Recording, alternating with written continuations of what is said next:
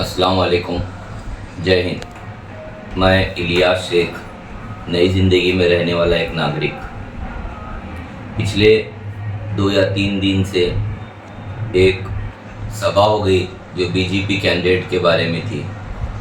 इस सभा में हमारे शोलापुर के कुछ नौजवान नगर सेवक, नौजवान समाज सेवक कौन है, हमारा एक इलेक्शन का एक अलग एजेंडा होता है। ये एजेंडे को मद्देनज़र नहीं रखते हुए मुस्लिम समाज को टारगेट कर रहे हैं। मैं जानता हूँ जब तक आप लोग मुस्लिमों की बुराई नहीं करेंगे आप लोगों को मज़ा नहीं आएगा। मगर ये भी तो ध्यान में रखो, संविधान सबके लिए हक दिया गया है, ना ही हिंदुओं के लिए ना ही किसी एक मज़हब के लिए। संविधान में तो हक बजा लाने का ही लिखा हुआ है। आपको ये नहीं समझता क्या?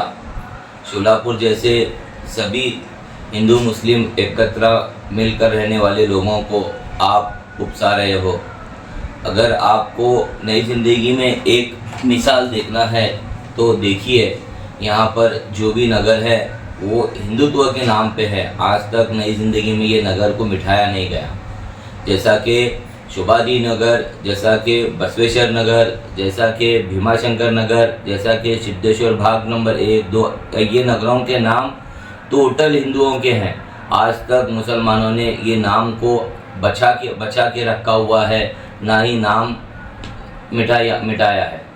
और दूसरी मिसाल आपको दूं, आप सिविल हॉस्पिटल में जाकर देखिए, यहाँ के जो कर्मचारी है वो मिनिमम 25-30% मुस्लिम है, और यहाँ के जो साफ़ सफाई वर्कर है वो मुस्लिम है। यहाँ तक के कोविड पीरियड में जब किसी भी मज़हब के लोग कोविड से डेड हो जाते थे, हमारे एक मुस्लिम कौम के, जिसको आज पूरे शोलापुर, पूरे महाराष्ट्र में पहचाना जाता है, लादीन। ये लादीन ने कभी उस लाश को उठाते वक्त नहीं समझा कि ये हिंदू का है या मुसलमान का है या सिख का है या दलित का है। तो आप कौन होते हो मुसलमानों को नाम रखने वाले? जबकि आज हमारे शास्त्री नगर जैसे इलाके में जो सिविल हॉस्पिटल के बाहर जो भी एम्बुलेंस ठहरते हैं, जाकर पूछो, मिनिमम 80% शास्त्री नगर की एम्बुलेंस है। यहाँ तक कि आज आप एक बात का नारा लगा रहे हैं कि एमआईएम ने कांग्रेस पार्टी को सपोर्ट किया, एमआईएम ने कांग्रेस पार्टी को सपोर्ट किया। मैं बताता हूँ, मैं बोलता हूँ, मैं कहता हूँ, आपको चैलेंज है, एक भी ऐसी बाइट बताइए, एक भी ऐसी न्यूज़ बताइए कि हम कांग्रेस पार्टी को सपोर्ट किए, या हम इसका मतलब एमआईएम ये पार्टी को सपोर्ट किए, या परिणीति मैडम के बारे में कोई अनाप शनाप शब्द बोले, या परिणीति को सपोर्ट करो ऐसा बोले। अरे तुमको तो डर लग रहा है एमआईएम पार्टी से, तुमको तो डर लग रहा है मुसलमानों से, तुमको तो डर लग रहा है आज गुलबर्गा के इलेक्शन से, तुमको तो डर लग रहा है कर्नाटकों के इलेक्शन से। जब मुसलमान एक हो जाते हैं तो मुसलमानों की ताकत आपको पता चलती है। आपको अगर आपके पास दम है तो मुसलमानों को भी इलेक्शन में लीजिए, मुसलमानों को भी एक खासदार की सीट देकर देखिए।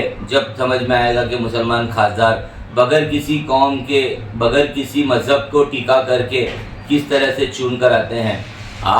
आपको पता है, आपके दादा है या नाना है विष्णुकन कोटे साहब कभी ज़िंदगी में मुसलमानों के खिलाफ़ या किसी मज़हब के खिलाफ़ नहीं बोले। आपको पता है, आपके और एक पूर्वज है जो महेश कोटे साहब आज तक मुसलमानों के साथ रहते हैं, मगर मुसलमानों के खिलाफ़ कभी नहीं बोले।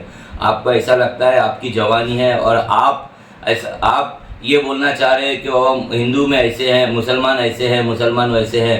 आप तो मुसलमानों के गोद में खेल कर पड़े हैं। मुसलमानों के कहीं रोजगार पार्टी में आपको देखा गया है। जब आपको ये पता नहीं चला कि मुसलमान ख़राब है, मुसलमान फलां है, आप आरोप लगा रहे हैं कि नई ज़िंदगी में बांग्लादेशी मुसलमान घुसपैठ है। आपको चैलेंज है, नई ज़िंदगी में आइए और घुसपैठी मुसलमानों को निकाल के बताइए। कुछ भी झूठ बोलने से पहले 10 बार सोचा करिए।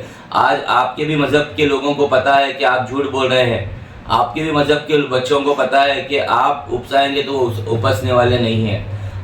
कानून सुविधा ये सबके लिए है, हिंदुओं के लिए भी गुनाह है, मुसलमानों के लिए भी गुनाह दाखिल हो जाता है। मगर बच्चे उपसने से पहले 10 बार सोचिए कि जैसे ये लोग, ये सुवर नाम के जो लोग हैं, अगर ये बोलते हैं तो हम उपसने वाले नहीं हैं। आज वालचंद कॉलेज, आज दयानंद कॉलेज, ऐसे कॉलेज में जाकर देखिए, वहाँ हिंदू मुसलमान के सभी बच्चे एक डेस्क पर बैठकर अपना इल्म लेते हैं। वहाँ कभी ये लोग जातिवाद नहीं करते। जो टीचर सिखाते हैं वो भी हिंदू है, मगर ये कभी जातिवाद पर नहीं आते। ऐसे सुवर नामी लोगों ने जो हिंदू मुसलमान का अपने दिमागों में जहर भरा है, ऐसे लोगों के वास्ते जो शोलापुर की आब हवा जो ख़राब हो रही है, मैं विनती करता हूं कि शोलापुर के नौजवानों से, ताकि आप हिंदू मुसलमान ना देखे, आप होशियार हैं, आपको किसको वोट करना है किसको नहीं आपको अच्छी तरह पता है।